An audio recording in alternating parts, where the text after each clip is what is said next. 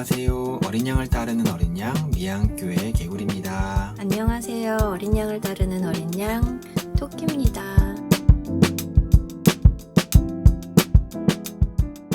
오늘은 예레미야 두 번째 시간입니다.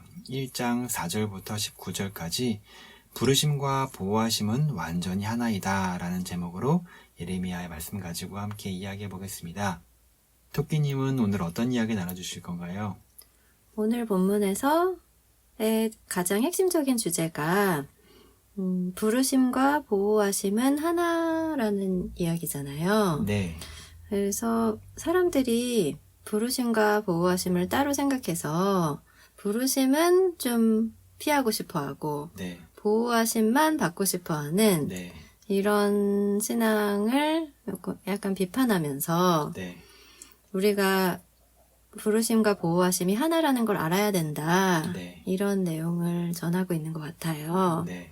보통 이제 부르심은 뭐 목사나 예언자나 네. 선지자나 이런 사람들이 받는 거고 네. 일반 사람들은 뭐 부르심까지는 받지 않고 네. 하지만 보호하심은 모든 사람에게 다 주어져야만 하는 네. 그렇게 차별해서 생각하는 경우가 많죠. 네. 그래서 그런 신앙의 이제 잘못된 것들을 얘기하면서 관계와 거래의 차이를 이제 말하는 것 같아요. 네. 그 신앙은 관계인데 사람들이 거래로 신앙에서조차 네. 거래로 생각해서 하나님과 거래를 맺으려 하는 네. 이런 것들을 비판하고 있는 내용이에요. 네. 그런데 저는 이걸 보면서 저의 이제 옛날 과거의 신앙이 생각이 나더라고요. 네. 저는 나름 이제 세속적인 거, 예를 들면 돈이나 뭐 이런 거 뭐 성공하길 원하는 거, 이런 거는 나름 이런 게 아니고 정말 하나님을 원한다고 생각했었거든요. 네. 그래서 제가 정말 하나님을 순수하게 사랑한다고 생각했어요. 네. 그런데 지나고 나서 보니까 그 마음이 아니었던 거예요. 네. 제가 순수하게 하나님을 사랑했던 게 아니었는데 그때는 그걸 몰랐단 말이죠. 네. 그걸 생각하면서 내가 보호하심만 구하고 있다는 걸 어떻게 알 수 있을까? 네. 이게 오늘 말하고 싶은 내용이었어요. 네. 그거 참 중요하겠네요. 개구리님은 내가 보호하심만 구하고 있다는 거를 어떻게 알 수 있을까요? 그 안에 있는 사람은 그걸 알기가 쉽지가 않아요. 그렇죠. 그렇게 알 수 있지 않을까요? 나는 지금 충분히 잘하고 있다. 네. 나한테는 문제가 없다. 나는 충분히 많은 걸 했고 하나님이 나의 봉사와 헌신에 충분히 감동하시고 그것에 대한 어떤 적절한 보상을 주셔야 마땅하다 라고 생각하는 사람들이 그런 경우가 아닐까요? 그래서 저도 이걸 생각해 보다가 네. 예를 하나 준비해 봤어요. 네. 그래서 만약에 A라는 사람이 있고 B라는 사람이 있다고 해볼게요. 네. B가 A를 사랑한다고 A한테 배를 갖다 주는 거예요. 네. 그래서 A는 근데 배를 보고 처음에는 이제 B가 자기를 생각해서 배를 갖다 준 거니까 고마워했지만 네. 사실 A는 배를 싫어해요. 네. 그런데 B가 계속해서 배를 갖다 주는 거예요. 네. 사랑한다고 하면서. 네. 그래서 A가 안 되겠다 싶어가지고 B야, 사실은 내가 배를 별로 안 좋아해. 네. 다음에는 배 말고 다른 걸 갖다 줘. 난 사과를 좋아해. 그런 거예요. 네. 그런데 B가 그 얘기를 듣고도 계속 배가 얼마나 맛있는데 배가 최고지. 어떻게 이렇게 맛있는 걸 안 좋아할 수가 있어 하면서 네. 계속 배를 갖다 주는 거예요. 네. 그런데 이제 안 되겠다 싶어가지고 A가 나 배 진짜 싫어해. 이거 그만 줘. 라고 화를 낸 거예요. 네. 근데 B가 거기서 반응이 알았어, 그만 줄게가 아니고 야, 너는 어떻게 이런 걸 안 좋아할 수가 있어? 이게 제일 좋은 거야. 이러면서 네. A의 마음을 무시하는 거예요. 네. 그런 상황이 있다고 가정을 해볼게요. 네. 제가 이 예에서 하고 싶었던 얘기는 하나님과도 관계라는 거예요. 네. 그래서 하나님이 어느 날 저한테 나는 배를 안 좋아해 라는 말을 분명히 하실 거예요. 네. 그러면 거기서 내가 배가 최고인데 왜 배를 안 좋아하세요? 라고 응답하는 게 아니고 네. 하나님 배 안 좋아하셨어요? 그럼 뭘 좋아하세요? 라고 물어볼 수 있는 네. 태도를 가져야 된다는 거죠. 네. 네. 그러면 내가 보호하심만 구하는 사람이 아니라는 증거라는 거예요. 그러니까 이렇게 말할 수 있죠. 그러니까 나쁜 케이스로 생각하면 네. 야, 너 배 줬으면 먹어. 내가 준 거는 무조건 먹는 거야. 네. 라고 하나님한테 요구하는 케이스가 나쁜 케이스고, 네. 만약에 좋은 케이스는 상대방이 배를 싫어한다면, 아, 배를 싫어하는구나 라고 상대방의 의사를 수용하고, 네. 어떻게 하면은 상대방을 기쁘게 할 수 있을지, 나의 편견과 경험을 배제하고, 상대방의 입장에서 상대방이 무엇을 원하는지를 다시 한번 생각해보는 것이 네. 이제 좋은 관계의 모습이라는 얘기인 것 같아요. 네. 하나님과의 관계에서도 나는 잘하고 있다고 생각했는데 어느 날 하나님이 이 부분은 너가 이렇게 해보면 어떨까? 라는 어떤 요구가 들어오셨을 때 네. 그게 어떻게 보면 부르심일 수도 있는 거 아닌가요? 그렇죠, 그렇죠. 그럴 때 내가 그거를 이거는 아니에요 라고 하는 게 아니고 네. 다시 한번 생각해보고 하나님이 왜 이렇게 말씀하셨을까? 를 생각할 수 있으면 그러면은 그 사람은 부르심과 보호하심을 네, 모두 네, 가지고 있는 사람인 것 가지고 같다. 있는 사람인 것 같다. 그러니까 또 이렇게 말할 수 있겠네요. 토끼님이 나는 이렇게 봉사했고 이렇게 헌신했고 이런 희생을 했고 이런 노력을 했어요. 네, 그럼 된 거잖아요. 네, 그럼 이제 나 보호해 주셔야죠. 네, 라고 생각하고 있었는데 네, 하나님이 아, 너 그래 잘한 거 있어. 근데 이런 건 아니고 이런 건 더 해야 돼. 라고 하셨을 때 아니 내가 이렇게 왜 했는데 더 하라는 게 말이 되나요? 네, 이 정도 했으면 보호하심 주셔야죠. 라고 하나님의 의사를 거부하고 거역하고 수용하지 않는 채 나의 원함만 주장하는 케이스가 아니라 네, 아 하나님이 나의 이런 거는 기뻐하셨지만 이런 부분에 대해서는 아직 아니었구나. 하나님은 이런 마음을 가지고 계셨구나. 그러면 그런 하나님의 마음을 받아서 나는 어떻게 하면 하나님을 기쁘게 할 수 있을까 다시 한번 고민해 봐야겠다. 네, 라고 수용하는 태도를 가져야 한다라는 얘기 같이 들리네요. 네, 맞아요. 그런 말 있잖아요. 교회 다니되 너무 빠지지는 말라 이런 말 들어보신 적 있으세요? 있죠. 그런 것뿐만 아니고 교회 안에서도 잘 믿는다는 사람들 안에서도 뭔가 어떤 사역자와 예를 들면 사역을 하는 사람들과 그냥 일반 성도를 나누는 네. 근데 그게 그냥 단순히 어떤 역할로 나누는 게 아니고 네. 나는 여기까지만 해도 돼 라는 어떤 한계를 짓는 네. 그런 일들이 많이 있잖아요. 많죠. 근데 그런 것도 사실은 우리가 예수님을 따르는 사람들이라면 네. 정말 예수님처럼 살아야 되는 건데 네. 어디까지 나는 바울처럼은 아니야. 난 일반 성도니까 바울 제자들처럼 살 필요는 없어. 그냥 이 정도면 돼. 라고 한계를 짓는 게 사실 말이 안 되잖아요. 네. 이런 태도를 가지고 있으면 그러니까 관계의 관점에서 이런 좋은 태도를 가지고 있으면 그런 한계가 점점 깨진다는 거죠. 한계를 만약에 가지고 있었다 하더라도 네네. 성경을 읽고 신앙생활하는 과정 중에 그런 것들이 조금 더 확장되고 부서지는 경험들을 하게 될 텐데 네. 하나님을 관계로서가 아니라 수단으로 사용하고 거래의 도구로, 거래의 대상으로 생각하면 네. 그래서 투자의 대상으로 생각하면은 내가 이렇게 인생을 이렇게 투자했는데 이런 보상을 받아야 마땅하다고 자기는 생각했는데 네. 보상은커녕 새로운 요구를 하실 때 네. 우리는 되게 부당하다고 생각하고 하나님에 대한 거부감이 생기게 되는 것 같아요. 네, 맞아요. 저는 비슷한 말인데 이렇게 한 번 더 생각해 봤어요.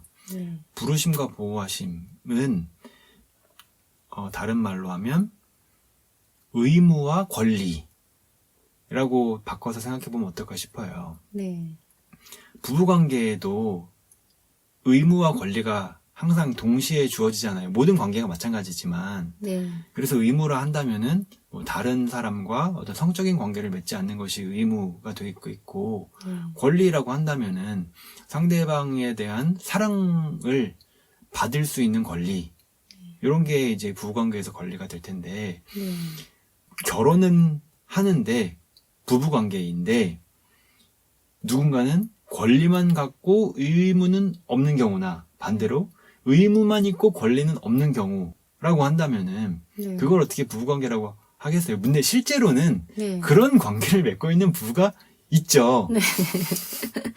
안 좋은 부부, 안 좋은 케이스. 네. 이제 그러면은 뭐 어떻게 보면 저희 부모 세대들은 그 부부 관계에서도 상하 관계가 있고 네. 누군가는 조금 더 많은 의무를 가지고 있고 누군가는 조금 더 큰 권리를 가지고 있는, 네. 그래서 불균형한 관계를 맺어서 뭐 주종 관계까지는 아니지만 그런 상하 관계가 명확한 그런 부모님을 우리는 많이 경험을 했고 주변에서 많이 보게 되는데, 그거는 이제 잘못된 케이스고, 올바른 부부관계는 정말 서로가 서로에게 의무와 책임을 다하고 또 그것에 대한 권리도 가지고 있는 그런 대등하고 수평적인 관계인데,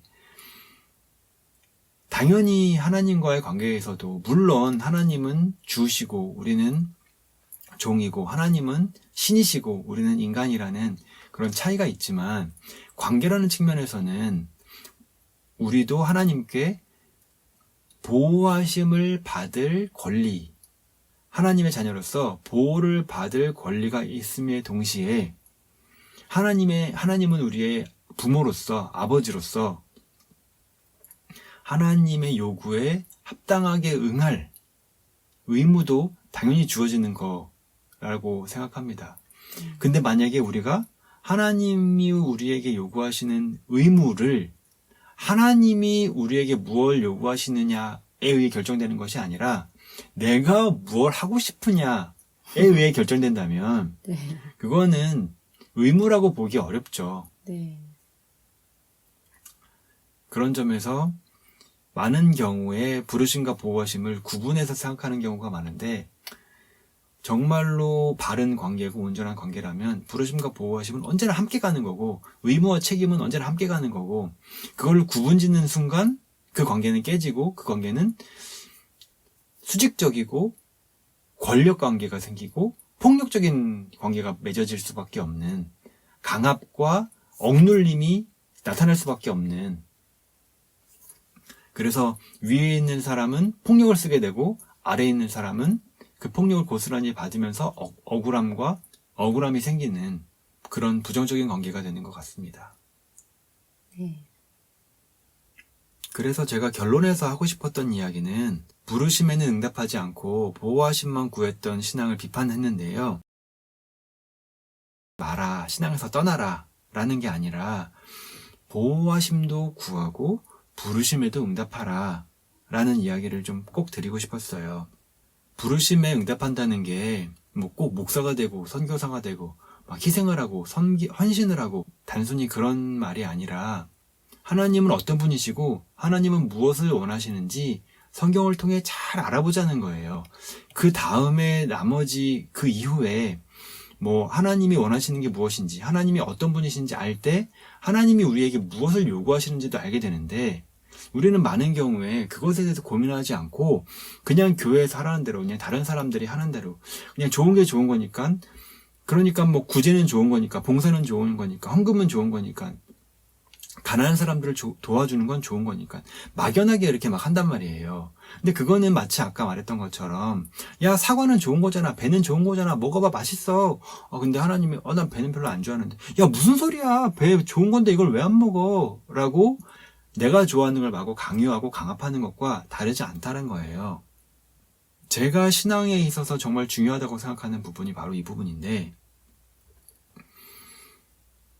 많은 교회에서 열정을 갖자, 뭐 힘을 갖자, 뭐 신앙을 더 잘 갖기 위해 노력하자라고 이야기하는데 그 노력의 방향이 단순히 힘을 내고 단순히 하던 걸 더 열심히 하고 단순히 남이 하라는 걸 최선을 다해서 더 열심히 하고 단순히 할 수 있는 것보다 더 열심히 하는 것 그것을 말하는 게 아니에요. 그러면은 결국에는 열심으로 따지자면 바리새인이 최고거든요. 그러면 결국 우리의 열심은 바리새인의 열심으로 변질될 수밖에 없고 바리새인의 열심으로 변질된 우리의 신앙은 결국 하나님을 죽이게 돼요. 네. 우리의 열심은 하나님이 누구신지, 하나님이 무엇을 원하시는지, 하나님이 어떤 분이신지를 깊이 생각하고 탐구하고 그 하나님을 알아가는데 열심히 향해야 한다고 생각해요. 부부관계에서 만약에 갈등이 생겼다면은 그냥 상대방의 의사도 물어보지 않고 뭐 무조건 선물 사주고 무조건 뭐 좋은 데 데려가고 막 그렇게 한다고 갈등이 해결되지 않는다는 거죠. 부부관계에서 생기는 문제를 풀기 위해서는 사랑하는 마음으로 상대방의 이야기를 듣고 자기의 이야기를 하고 충돌되는 부분을 조정하고 대화하고 해야 한다는 거예요. 그 부부관계에서도 문제를 풀기 위해서는 서로를 향한 에너지가 필요한 것처럼 우리도 하나님을 향한 에너지가 필요한 거고 하나님과 갈등되고 충돌될 때 그것들을 무조건 뭐 내가 죄인이라서 잘못했구나. 뭐 그냥 이렇게 대충 넘어가는 것이 아니라 나는 무엇이 문제였고 하나님은 무엇이 문제였는지를 잘 면밀하게 생각해 봐야 된다는 겁니다. 그렇게 나의 욕구와 하나님의 욕구 이것들을 잘 생각하고 그것들을 어떻게 하면 조정하고 조합해서 누구도 피해보지 않고 누구도 희생하지 않고 누구도 상처받지 않는 하나님과 나 사이에 적당한 타협안과 조정안을 고민하고 생각해서 그 조정안대로 살아가려고 노력하는 것. 물론 그 조정안이라는 것이 정답은 아니고 계속해서 시간이 지나면서 새로운 조정이 생기고 새로운 조정이 생기면서 계속 변화돼야 될 테지만 에너지의 방향성이 그런 방향으로 향할 때 진정한 신앙의 성숙과 하나님에 대한 이해가 생기는 거지 그렇게 계속해서 하던 대로 열정을 내고 하라는 대로 열정을 내는 것은 새로운 바리새인을 만들어내는 것일 뿐이고 그렇게 하는 건 결국 예수님을 십자가에 또다시 박는 예수님을 또다시 죽이는 행동밖에는 안 되는 거다라는 것을 꼭 말씀드리고 싶었습니다. 네. 같은 이야기인데요. 저도 이제 예전에 제가 잘못된 신앙을 가지고 있는지 몰랐다 그랬잖아요. 네.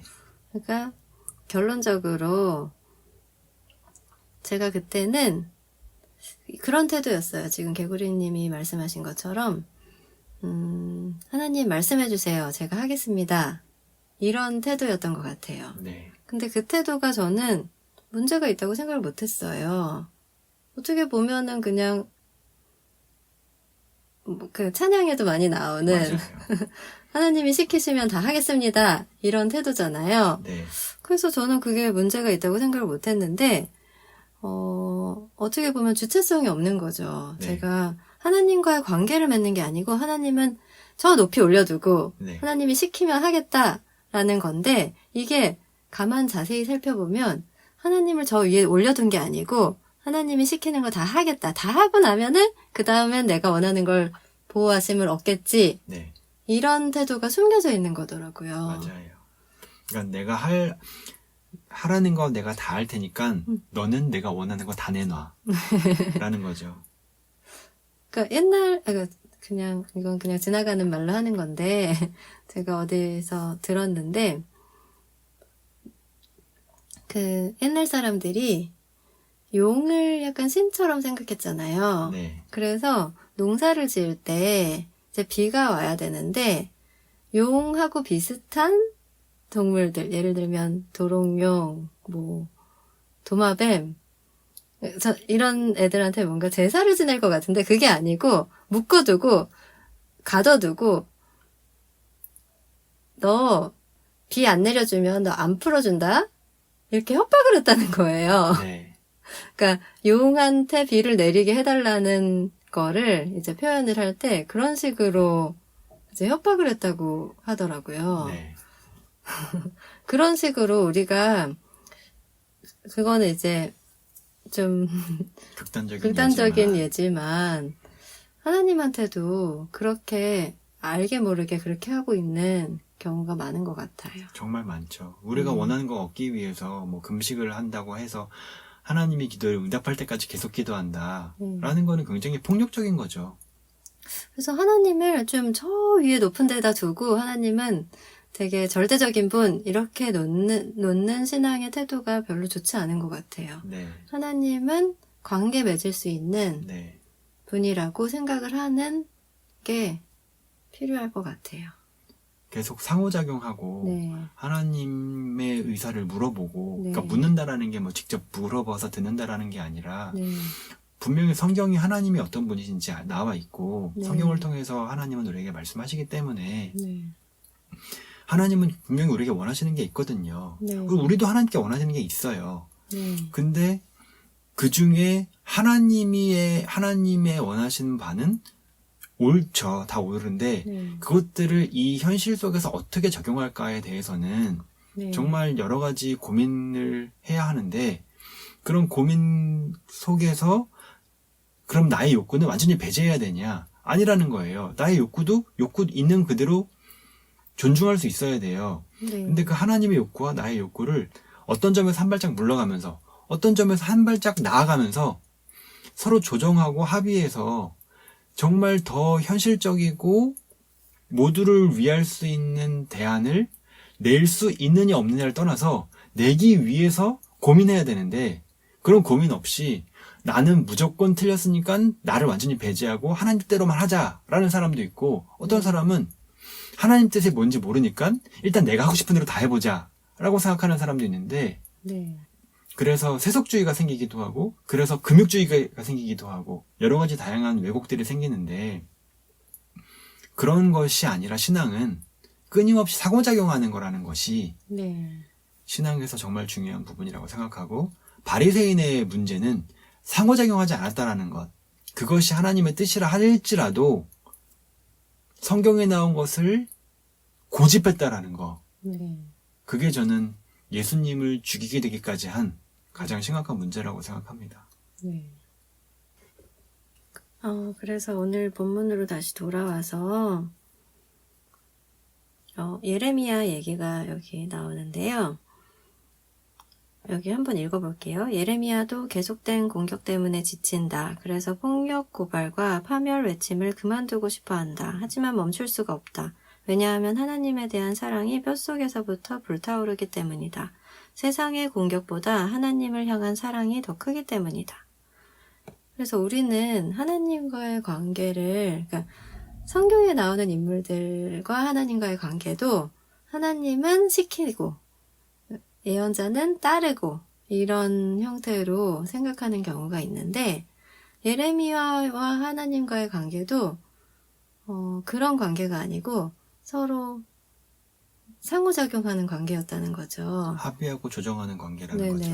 그래서 예레미야도 하나님이 시키는데 하기 싫은데 막 억지로 한다기보다는 하나님이 시키셨어. 근데 하기가 좀 무서워. 그런데도 내가 이거를 안 할 수가 없어. 그러니까 하나님이 시키셔서 안 할 수가 없는 게 아니고 하나님을 사랑하기 때문에 이런저런 이유들 때문에 안 할 수가 없는 거예요. 그러니까 내가 스스로 결정한 거죠, 예레미야가.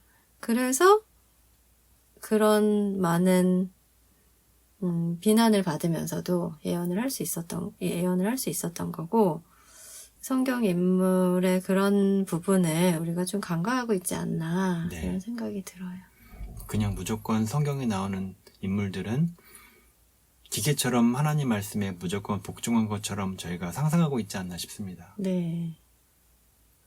실제로는 정말 하나님과 관계에서 수많은 갈등을 했고 그 갈등 속에서도 끝까지 하나님 사랑을 저버리지 않았고 그런 과정 속에서 하나님의 마음을 더 이해하게 되고 그러고 동시에 또 하나님께 나의 마음을 고백하게 되고 표현하게 되고 그 충돌되는 마음이 조정되고 합의되고 서로 사랑 안에서 하나됨을 통해서 네. 선지자들이 되고 또 바울이 되고 사도가 되고 그랬던 건데 우리는 그 앞에 있는 과정들을 전부 다 무시하고 뒤에 결과적으로 순종했다라고 말하니까 그냥 딱 듣고 아무런 고민 없이 바로 순종했나 보다 네. 라고 생각하는 경우가 많은데 성경에서는 그런 수많은 갈등들이 뜨문뜨문 나와 있습니다.